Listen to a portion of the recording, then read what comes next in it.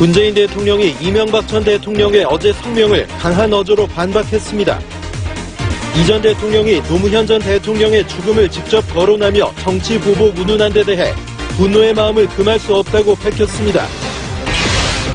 국민의당 안철수 대표와 바른정당 유승민 대표가 통합신당 출범을 공식 선언했습니다.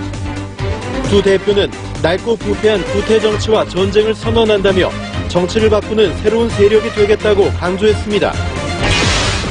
미세먼지가 나흘째 이어지는 가운데 황사까지 겹쳤습니다. 내일 반짝 추위가 찾아오지만 미세먼지가 물러가지는 않을 것으로 보입니다. 한국 e스포츠 협회를 통해 수억 원대 대기업 금품 수수 혐의를 받는 전병헌 전 청와대 정무수석이 불구속 기소됐습니다. 문재인 정부 들어 여권 고위 관계자 출신이 부패 혐의로 재판을 받게 된 건 이번이 처음입니다. 인천공항 제2여객터미널이 오늘 개장했습니다. 탑승 장비와 기체 결함으로 여객기 출발 지연이 발생하는 등 크고 작은 차질이 빚어졌습니다.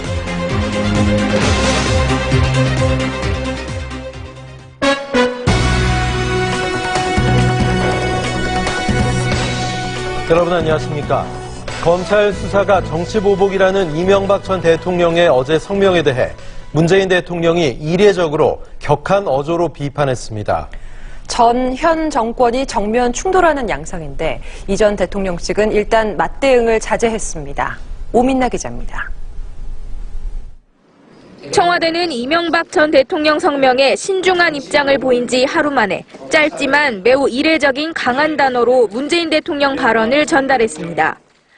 문재인 대통령은 이명박 전 대통령이 노무현 전 대통령의 죽음을 직접 거론하며 정치 보복 운운한 데 대해 분노의 마음을 금할 수 없다고 말했습니다. 또 이명박 전 대통령이 마치 청와대가 정치 보복을 위해 검찰을 움직이는 것처럼 표현한 건 정부에 대한 모욕이라고 밝혔습니다. 대한민국 대통령을 역임한 사람이 말해서는 안 될 사법 질서에 대한 부정이고 정치 금도를 벗어나는 일이라고도 말했습니다. 정치권 반응은 극명하게 엇갈렸습니다. 여당은 이 전 대통령이 전직 대통령의 품위와 국민에 대한 예의를 저버렸다고 비판했습니다. 노 전 대통령의 서거를 끌어들이는 것은 최소한의 정치적 금도도 넘어서는 것으로 대단히 유감스럽습니다. 야당은 문 대통령 발언이 검찰 수사의 가이드라인으로 비칠 수 있다고 반발했습니다. 문 대통령의 분노가 검찰 수사와 사법부의 판단의 가이드라인이 되어서는 더더욱 안 될 것입니다.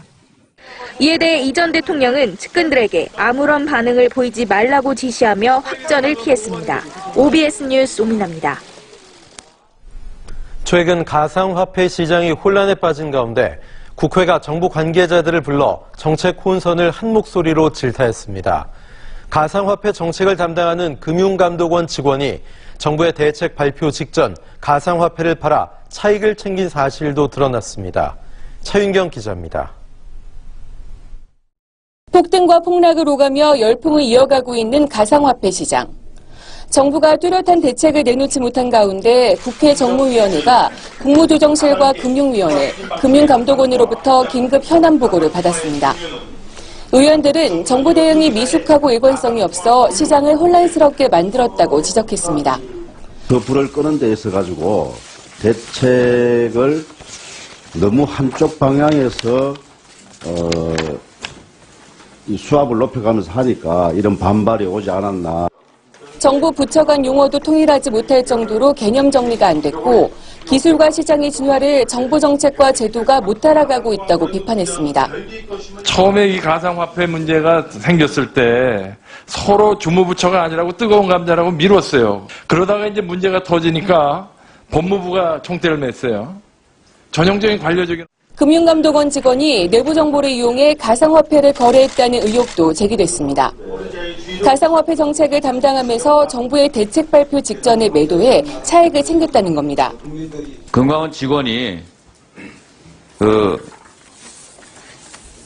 이 가상화폐에 투자했다가 정부 발표 직전에 매도했다는 그런 첩보가 있는데 지금 현재 조사 중에 있고요. 아니 그런 사실이 있긴 있습니까? 네. 예. 금융위원회는 한편 가상화폐를 금융상품으로 볼 수 없다며 거래 부작용을 못 막으면 거래소 전체 폐쇄도 고려해보겠다고 밝혔습니다. OBS 뉴스 차윤경입니다. 한국은행이 올해 첫 금융통화위원회에서 기준금리를 동결하기로 결정했습니다.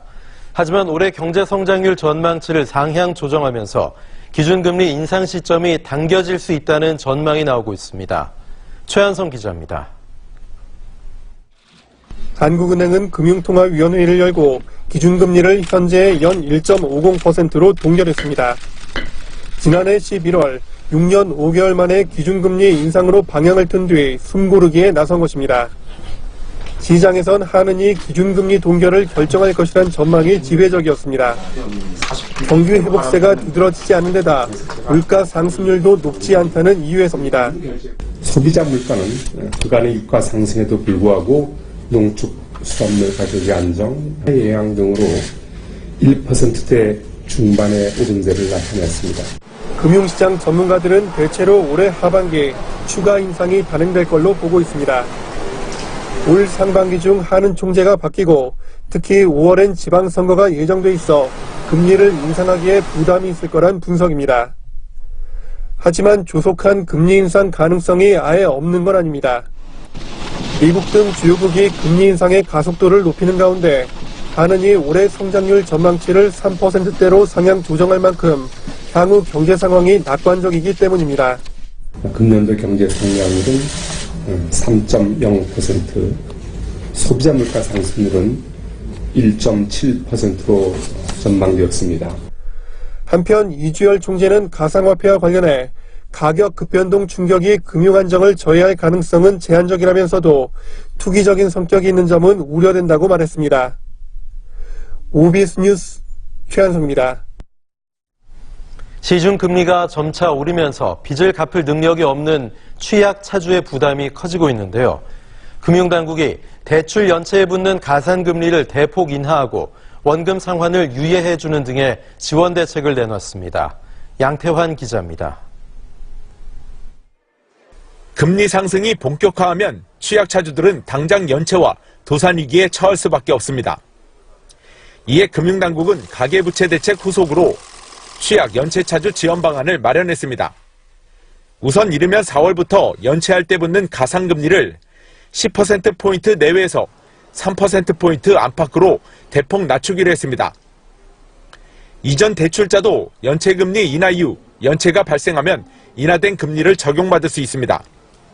연체금리가 인하될 경우 차주의 연간 연체이자 부담이 5.3조 원 정도 줄어들 것으로 기대됩니다. 또 폐업과 휴업 등 사유가 입증될 경우 주택담보대출은 6억 원 이하, 전세보증금은 4억 원 이하 대출에 대해 원금 상환을 유예해 주기로 했습니다. 다만 금융회사가 대출자 원리금 상환 부담이 크지 않다고 판단하는 경우 적용에서 제외됩니다. 연체 대출자 보호 조치도 강화됩니다. 6억 원 이하 1주택 소유자이면서 부부 합산 연소득 7천만 원 이하인 경우 금융사 담보권 실행을 최장 1년간 유예하기로 했습니다. 아울러 연체이자도 전면 감면해주고 주택을 매각해 빚을 갚을 경우 전세자금 보증료 인하 혜택을 제공합니다. 금융당국은 이번 지원 대책 시행으로 불거질 수 있는 차주의 도덕적 해이에 대해선 가능성이 낮다고 선을 그었습니다. OBS 뉴스 양탄입니다. 정부의 고강도 부동산 대책에도 서울의 아파트값이 고공행진을 하고 있습니다. 정부가 강력한 단속 의지를 밝힌 가운데 국세청과 서울시도 불법 행위 차단에 나섰습니다. 정진호 기자입니다. 지난해 파리 부동산 대책 이후에도 서울 아파트값 상승세가 꺾이지 않고 있습니다. 3.3제곱미터당 평균가가 경기도의 2배를 넘어 사상 최고치를 기록했습니다. 강남권 재건축 아파트가 가격 상승을 이끌었습니다. 정부가 투기 수요 억제를 위해 최고 수준의 단속을 무기한 펼치기로 한 가운데 국세청도 추가 세무조사에 나섰습니다. 이미 633명에게 1천여억 원의 탈루 세금을 추징한 데 이어 새로 532명에게서 아파트 거래 과정에 탈세 혐의를 포착했습니다. 현장 정보와 자금 조달 계획서 등 유관기관 자료를 활용하여 탈세 여부를 전수 분석해 나가고 서울시는 민생사법경찰들로 부동산 불법행위 전담수사팀을 구성했습니다. 수사권 없이 자료 제출을 거부당하거나 쫓겨나기까지 하는 공무원과 비교해 눈에 띄는 단속 효과가 기대됩니다. 저희가 압수수색도 가능하고 현행범 체포가 가능하고 그렇기 때문에 단속의 실효성이 훨씬 향상될 것이라 생각합니다. 서울시는 전담수사팀과 자치구 합동으로 불법 중개나 분양권 전매, 청약통장 불법 거래 등 불법 행위에 대해 무기한 단속을 벌일 방침입니다. OBS 뉴스 정진호입니다. 어제 평창 동계올림픽 남북 실무회담에서 가장 눈에 띄는 부분이 금강산 공동행사와 마식령 스키장 활용입니다. 이로써 문재인 대통령의 평창 평화 구상이 탄력을 받게 됐는데 반발도 만만치 않습니다. 최진만 기자입니다. 남북 차관급 실무회담에서 우리 측은 금강산 남북 합동문화 행사와 마식령 스키장 공동훈련을 제안해 관철시켰습니다. 지금 저희 추정은 한 1월 말 또는 2월 초까지도 가능합니다. 금강산과 마식령 스키장 모두 북한 지역에 있는 만큼 평창올림픽을 평화올림픽으로 만들기에 안성맞춤입니다. 폐쇄됐던 북측 지역이 개방되고 그곳을 남측 사람들이 오고 간다는 것은 꽉 막혔던 남북관계를 푸는 단초가 될 수 있기 때문입니다. 특히 이 두 사안은 문재인 대통령이 대선 후보 당시 밝혔던 평창 평화올림픽 5대 구상에 포함된 내용들입니다. 오는 23일부터 남측 선발대가 마식령 스키장 시설 점검 등을 위해 방북할 예정이어서 조만간 문 대통령의 평화 구상이 현실화할 전망입니다. 하지만 이를 두고 야당을 중심으로 반발이 거셉니다. 마식령 스키장의 경우 북한 김정은의 지적 가운데 하나여서 평창을 북한 체제 선전장으로 이용하려는 북한 의도에 휘말릴 수 있다는 겁니다. 지금 저 사람들이 하고 있는 것은 평창올림픽이 아니라 평양올림픽을 지금 준비하고 있습니다. 남북 정치 쇼를 하고 있다. 특히 북한 비핵화 문제가 매듭지어지지 않는 한 남북관계가 한계가 있는 만큼 평창 관련 행사가 일회성으로 그칠 것이라는 지적도 제기됩니다. OBS 뉴스 최진만입니다. 조명균 통일부 장관은 남북 여자 아이스하키 단일팀 엔트리에 북한 선수 대여섯 명이 추가로 참여하는 것으로 합의가 됐다면서 우리 선수단에는 전혀 피해가 가지 않도록 한다는 기본 원칙으로 합의됐다고 밝혔습니다. 조 장관은 한국중등교장협의회 동계직무연수 특강에서 이같이 말한 뒤 북한 선수들이 10명 이상 올 것인데 사전 연습을 통해 기량이 뛰어난 선수를 골라 참여시키는 것으로 합의가 됐다고 설명했습니다. 남북이 평창 동계올림픽 개회식에 한반도기를 들고 공동 입장하고 여자 아이스하키 단일팀을 구성하기로 한 데 대해 주요 외신은 남북 화해의 극적인 이정표이자 외교적 돌파구라고 평가했습니다. 미국 뉴욕타임스는 지난 10여 년 동안 남북 간에 있었던 가장 극적인 화해의 몸짓이라고 평가하면서 이번 발표가 북핵 위기로 전쟁 가능성이 커진 바로 그 순간에 나왔다고 강조했습니다. 미 CNN 방송은 외교적 돌파구로 표현했고 영국 BBC 방송은 남북 관계의 해빙기를 보여준다고 평가했습니다. 이낙연 국무총리는 세종 컨벤션센터에서 주재한 새해 정부 업무 보고에서 각 부처 장관들에게 책임 총리 역할에 상응하는 책임 장관의 면모를 주문했습니다. 이 총리는 정부 혁신의 실감을 국민에게 드리도록 해야 한다면서 이번 업무 보고 목표는 국정 과제가 국민 삶에 반영되게 한다는 것이라고 강조했습니다. 대통령이나 대통령 권한 대행이 아닌 총리가 업무 보고를 받는 것은 이번이 처음으로 올해 업무 보고는 오늘을 시작으로 모두 7차례 정부 서울청사와 정부 세종청사에서 개최됩니다.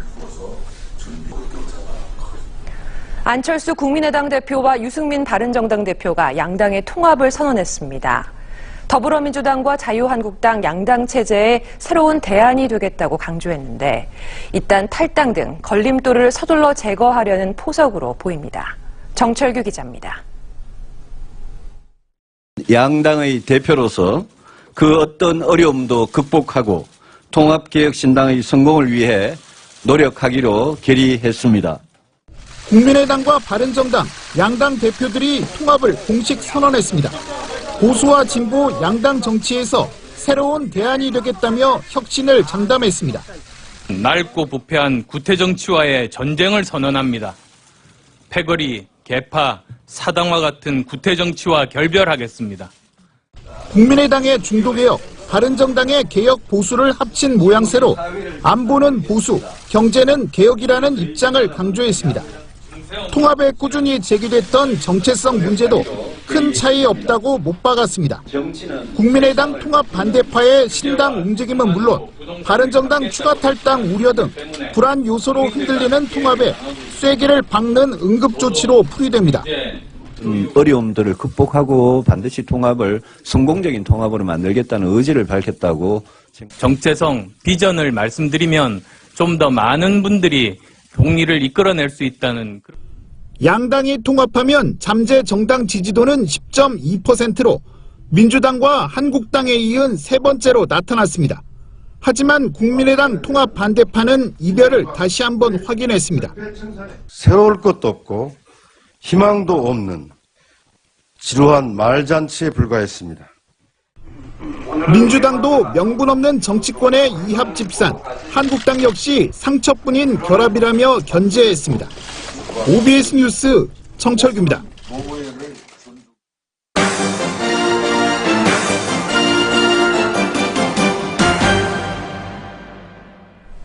미세먼지가 나흘째 이어지고 황사까지 겹쳐 숨 쉬기 힘든 하루였습니다. 내일 반짝 추위가 찾아오는데 미세먼지가 물러가지는 않을 것으로 보입니다. 김장환 기자입니다. 방독면을 쓴 시민들이 길바닥에 널브러져 있습니다. 정부의 실효성 있는 미세먼지 대책을 촉구하는 퍼포먼스입니다. 연 이틀 미세먼지 비상저감 조치가 발령되었지만 뾰족한 대책이 없는 정부 정책에 국민들은 불안과 공포에 시달리고 있다. 나흘째 미세먼지 공습이 계속됐고 때 아닌 겨울 황사까지 몰려왔습니다. 경기도에선 미세먼지 농도가 한때 세제곱미터당 188 마이크로그램까지 치솟았습니다. 서울 역시 지난 16일부터 미세먼지주의보가 내려져 제도 도입 이후 최장시간 경보가 내려졌다 오후 3시부로 해제됐습니다. 황사나 미세먼지는 봄에만 걱정했는데 겨울에도 이러니까 돌아다니기 힘든 것 같아요. 따뜻한 남서풍으로 대기 상층 공기 기온이 하층보다 올라가 역전층이 생기면서 먼지가 정체돼 있습니다. 높은 습도와 짙은 안개도 먼지가 흩어지는 것을 방해하고 있습니다. 고기압 영향권에서 한반도 상공으로 서풍을 타고 온화한 공기가 유입되면서 내일은 반짝 추위가 찾아와 역전층이 일시적으로 해소되지만 그동안 쌓인 먼지를 날려버리기엔 역부족일 것으로 보입니다.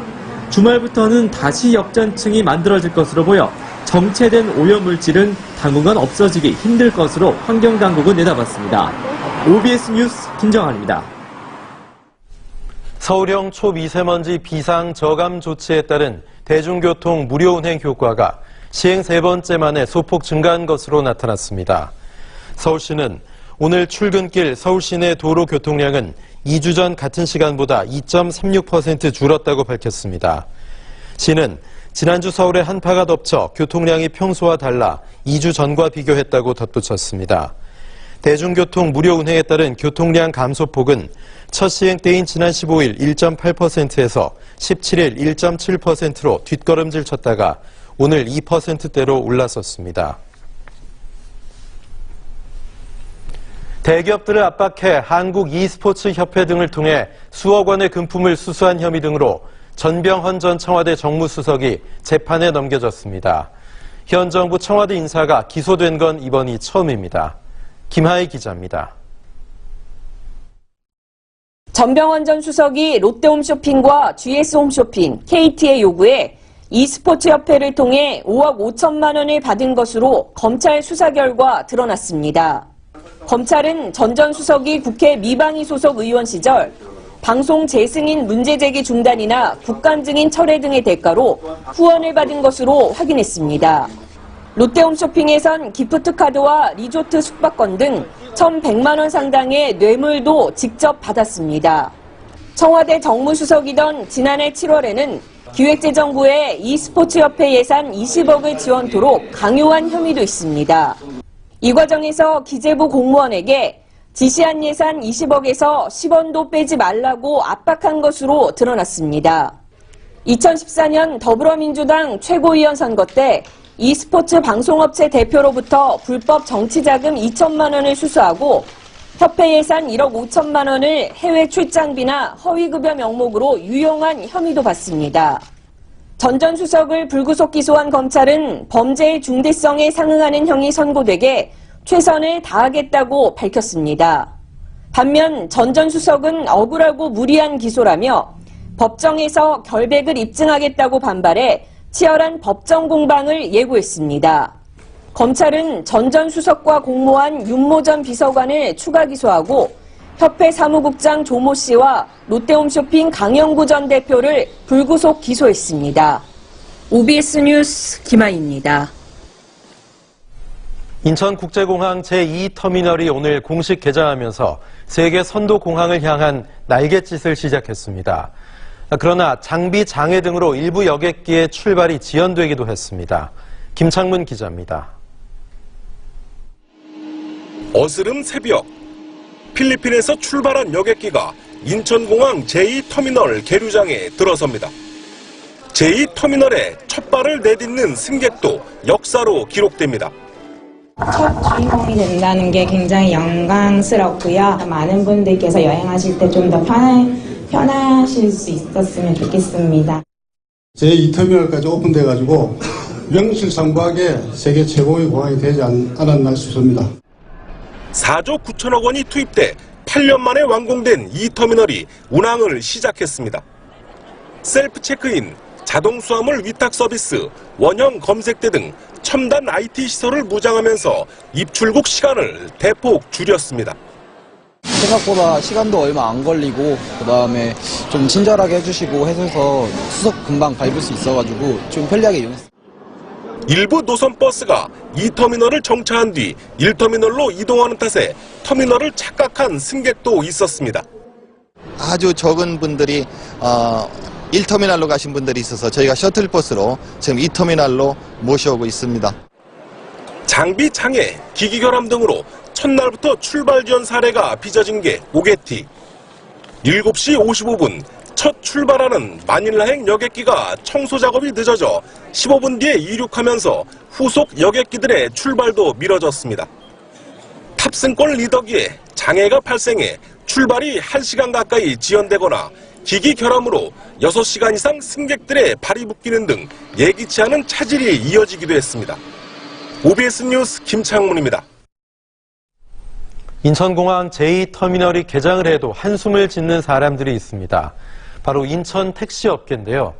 지역별로 택시의 승하차 구역을 제한하다 보니 수익이 나지 않는다며 홀대론을 주장합니다. 김용재 기자입니다. 지난 14일 최다 이용객을 기록한 인천공항 여객터미널.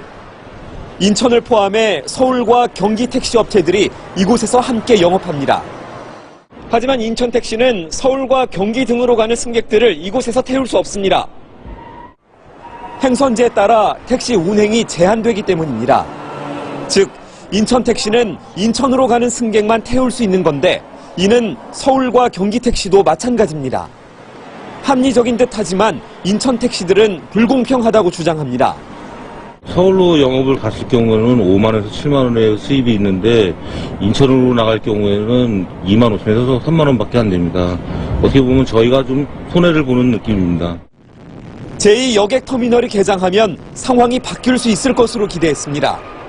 이 터미널 개항 전에는 자유롭게 인천 택시가 서울도 가고 경기도 가고 할 줄 알았는데 똑같은 문제로 지금 인천시는 인천택시가 홀대받는다며 국토교통부에 문제를 제기했지만 국토부는 인천공항공사의 책임이 있다며 핑퐁게임만 거듭합니다. 그 공항 내에서 배차 방식을 변경하는 상황인데 그게 국토부에서 이래라 저래라 할 사항은 아니니까 알아서 지자체하고 공사에서 알아서 해라. 공항공사는 인천시가 서울 경기와 합의를 하기 전에는 방법이 없다는 입장. 제2터미널이 개장해도 인천택시업계에선 그림의 떡. 공항 내 택시 운영을 둘러싼 형평성 논란은 계속될 전망입니다. OBS 뉴스 김용재입니다. 경기도 광역버스 준공영제에 M버스 노선 일부가 포함된 것으로 알려져 논란이 일고 있습니다. 정부의 인허가 면허권이 있어 지원이 부적절하다는 것인데 경기도는 광역버스 전환이 확정적이어서 문제가 없다는 입장입니다. 강병호 기자입니다. 오는 3월부터 시행 예정인 경기도 광역버스 준공영제. 용인과 파주, 안양 등 모두 14개 시군 58개 노선이 대상입니다. 차량 대수는 모두 620여 대. 하지만 준공영제 지원 대상에 M버스 일부 노선이 포함된 것으로 알려졌습니다. 파주와 서울을 오가는 7,426번과 7,625번 등입니다. M버스는 국토부가 인허가 면허권을 가져 자치단체에서는 지원하지 않고 있습니다. 이는 잘못하면 M버스 333대까지 버스 준공영제 대상에 포함해야 하는 사태에 직면할 수밖에 없습니다. 도의회는 또 버스 준공영제에 참여하지 않는 시군을 경유하는 노선에 대한 지원도 문제 삼았습니다. 하남에서 성남을 지나는 3,000번 버스의 경우 대상 노선에 선정됐다는 것입니다. 성남은 버스 준공영제에 참여하지 않는 도시입니다. 불참 시군 경유지역 노선의 경우 실제 다 포함된 것이 아니라 일부만 노선이 포함되어 형평성 논란에도 문제가. 경기도는 논란이 된 M버스는 광역버스 전환이 확정적이어서 문제될 게 없다는 입장입니다. 또 일부 노선의 경우 해당 지역 주민들의 교통 편의를 위해 준공영제 적용을 시군과 협의 중이라고 밝혔습니다. M버스와 일부 노선이 변동 가능성이 있어 지원 대상에 우선 포함시켜놓고 논의를 하고 있다는 얘기입니다. OBS 뉴스 강병호입니다. 수원 시민들의 민원 해결사, 바로 휴먼 콜센터 상담사들인데요. 천태만상의 민원인들을 응대하면서 웃고 우는 상담사들의 희비애환을 고영규 기자가 취재했습니다. 시민들의 민원을 들어주고 해결 방법을 알려주는 수원시 휴먼 콜센터입니다. 휴먼 콜센터의 상담 건수는 1년에 45만 건이 넘습니다. 일반적인 문의가 대부분이지만 상상을 초월하는 민원을 제기하는 시민들도 많습니다. 가장 견디기 힘들고 모욕적인 것은 막무가내식 욕설입니다. 실례지만 시장님 어떤 업무로 통화 필요하신가요? 얘기해야지. 시민들이 죽어나지는데, 이제 전화를 받자마자 이제 바로 욕설을 바로 하셨어요. 공무원분들한테 하는 욕설이었지만 제가 그대로 들어야 되는 입장이다 보니까 하루 평균 3천여 통의 전화가 걸려오면서 힘 빠지는 통화를 피할 수는 없는 상황. 하지만 지성이면 감천, 화를 가라앉히고 고마움을 전해올 때는 보람도 큽니다. 아가씨 이름이 어떻게 돼요? 저는 상담사입니다. 돈 때문에 압력으로 해서 기분 나쁜데 네. 너무 친절하게 상냥하게 해줘서 너무 고마워요. 말씀 한마디라도 감사하다, 아유, 친절하게 말씀해주셔서 고맙다, 이런 말씀 들을 때 굉장히 뿌듯하고 저희가 하는 일에 보람을 느낍니다. 수원시는 상담사들의 희비애환을 담은 상담 사례를 책으로 발간했습니다. 상담사들도 인간이다 보니까 전화하실 때 가족처럼 따뜻한 마음으로 대해주셨으면 좋겠습니다. 욕설에 울고 칭찬에 웃는 휴먼 콜센터 상담사들. 종로에서 뺨 맞고 한강에서 화풀이하는 식의 민원 상담은 사라지길 기대해봅니다. OBS 뉴스 고영규입니다.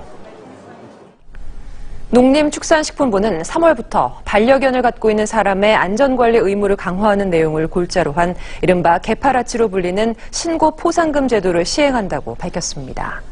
공공장소에서 맹견을 포함한 모든 반려견의 목줄 길이가 2m로 제한되며 개가 사람을 공격해 사고가 발생한 경우 주인은 형사처벌을 받게 됩니다. 농식품부는 이를 지키지 않을 경우 목줄을 착용시키지 않았을 때와 동일한 과태료를 부과하도록 관련 법 개정을 추진할 방침입니다. 면접 시험을 치르지 않고 경희대 박사과정에 입학해 논란을 일으킨 인기 음악밴드 CN블루의 정용화 씨가 공식 사과했습니다. 정 씨는 편법 입학 의도는 없었지만 무리를 빚어 죄송하다는 내용의 자필 사과문을 자신의 SNS에 올렸습니다. 정 씨는 재작년 말 이 학교 응용예술학과 박사과정 추가 모집에 지원한 뒤 면접에 불참했지만 최종 합격한 것으로 조사됐습니다. 경찰은 정 씨와 학과장 이모 교수를 업무 방해 혐의로 입건했습니다. 올해 공공기관 비정규직 7만 7천 명이 정규직으로 전환됩니다. 고용노동부는 세종 컨벤션센터에서 열린 2018년 첫 정부 업무 보고에서 이런 내용의 올해 주요 업무 계획을 이낙연 국무총리에게 보고했습니다.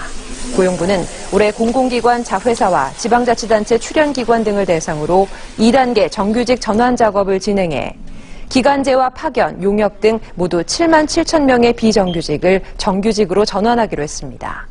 또 3월 말까지 아파트, 건물관리업, 슈퍼마켓, 편의점, 주유소, 음식점 등 5개 업종 5,000개 사업장을 대상으로 최저임금 준수 여부를 집중 점검하기로 했습니다. 청탁금지법 시행 이후 소비 감소로 어려움을 겪고 있는 화훼 농가들이 적지 않은데요. 경기도가 화훼 농가를 돕기 위해 학교 정원 만들기 등 다양한 사업을 추진하고 있습니다. 이홍렬 기자입니다. 35년째 장미를 재배하고 있는 박종원 씨는 요즘 힘든 시기를 나고 있습니다. 청탁금지법과 내수침체 영향으로 매출이 30% 이상 급감해 난방비 대기도 버겁습니다. 연료비다 그런 걸 다 투자하고 나면 실질적으로 손에 걷는 거는 그냥 먹고 사는 거야. 과연 이 농장을 해야 되느냐 안 돼야 되느냐 그런 기로점에 서게. 경기도가 어려움을 겪고 있는 화훼 농가들을 돕기 위해 다양한 아이디어와 전략으로 활로 찾기에 안간힘을 쏟고 있습니다. 올해 20억 원을 들여 200개 학교에 정원을 조성하기로 했습니다. 화훼 농가에서 재배한 꽃을 정원에 심고 사후 관리까지 책임질 방침입니다. 녹색 식물과 함께 하다 보면 마음도 편안해지고 또 정서적으로 안정되고. 이와 함께 3억 원을 투입해 도청 민원실과 사무실, 소방관서 등 228곳에 매주 한 차례씩 꽃 배달 사업을 벌입니다. 일상에서 꽃을 많이 접할 수 있는 계기가 많이 마련이 될 겁니다.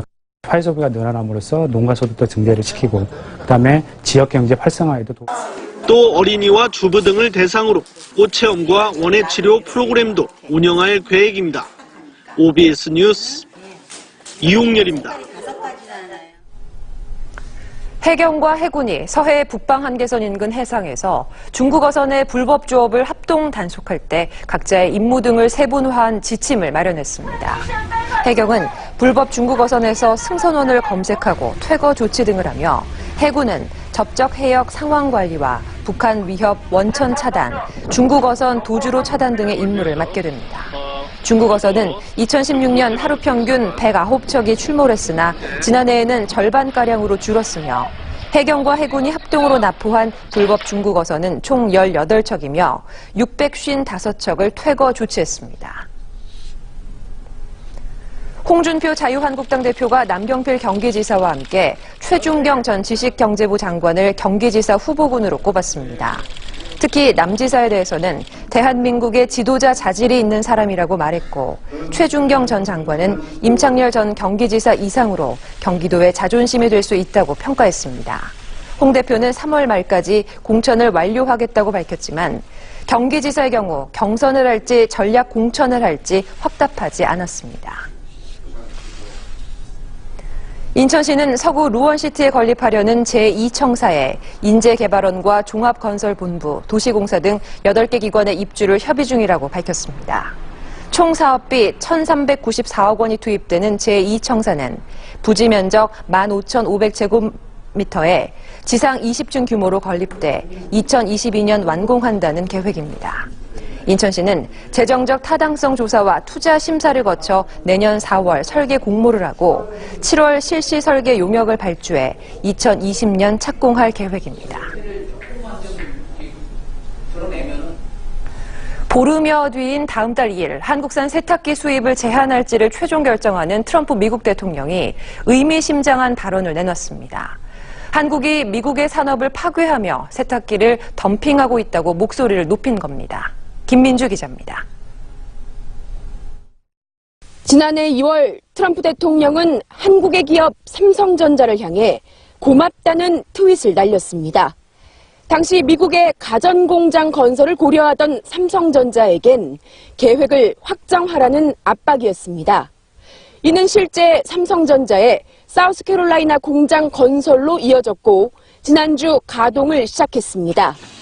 취임 초기 일자리를 창출하겠다며 자국 외국 기업 가리지 않고 러브콜을 보낼 때였습니다.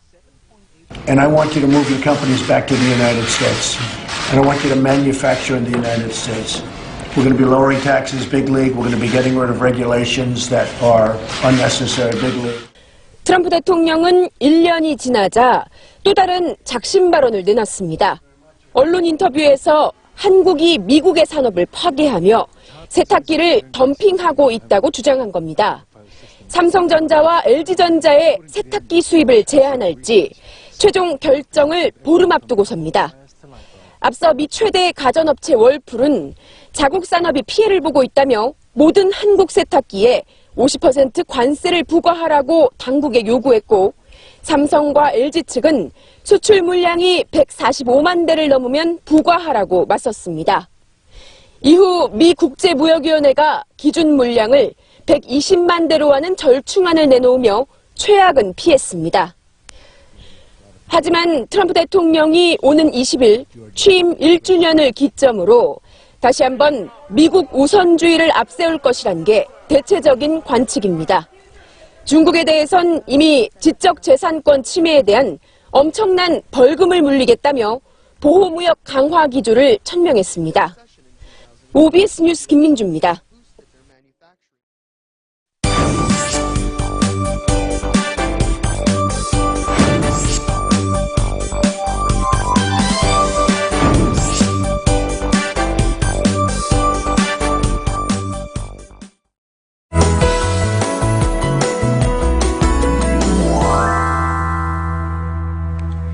연일 전국이 미세먼지로 몸살을 앓고 있는데 중국에서 날아온 황사까지 더해지면서 최악의 공기 상태를 보이고 있습니다. 오늘 퇴근길에도 먼지와 안개가 뒤엉켜 뿌연 하늘이 계속되겠고요. 서울시에서 발령됐던 초미세먼지 주의보가 51시간 만에 해제됐지만 WHO 권고 기준으로 현재 수도권과 강원, 충남은 매우 나쁜 상태를 나타내고 있습니다. 그 밖에 전국은 매우 나쁜 상태를 뛰어넘어 위험 수준을 나타내고 있습니다. 내일도 경기와 강원 영서, 충북과 전북, 경북의 미세먼지 농도 나쁜 상태가 예상됩니다. 중금속인 미세먼지를 배출하는 데 도움이 되는 음식과 면역력을 증진시키는 음식인 배와 도라지, 마늘과 퀴노아, 홍삼과 생강 등을 통해 미세먼지로부터 건강을 지키셔야겠습니다. 오늘 밤 사이 북서쪽 찬 공기가 밀려오면서 내일 아침 전국 대부분 지역 영하권으로 출발하겠습니다. 내일 서울 아침 영하 4도, 춘천 영하 7도, 안동 영하 5도로 출발해 낮 기온 오늘과 비슷하겠습니다. 이어서 전국 날씨 알아보겠습니다. 내일까지 내륙을 중심으로 안개와 연무, 방무가 끼는 곳이 있겠습니다. 경기 북부 지역 아침 기온 오늘보다 5도가량 떨어지겠고 오늘 아침 영하 0.3도였던 이천은 내일 영하 6도로 출발하겠습니다. 경기 남부 지역 아침은 오늘보다 춥겠고 낮 기온 오늘과 비슷할 전망입니다. 내일 대전 아침 영하 5도, 대구 영하 2도로 출발해 낮 기온 대전 6도, 대구 9도가 예상됩니다. 전해상의 물결 비교적 잔잔하게 일겠습니다. 다음 주 수요일 서울 아침 영하 13도로 강추위가 찾아오겠습니다. 지금까지 날씨 전해드렸습니다. 1월 18일 OBS 뉴스M을 마칩니다. 이어지는 오늘의 월드뉴스도 많은 시청 바랍니다. 시청해주신 여러분 고맙습니다.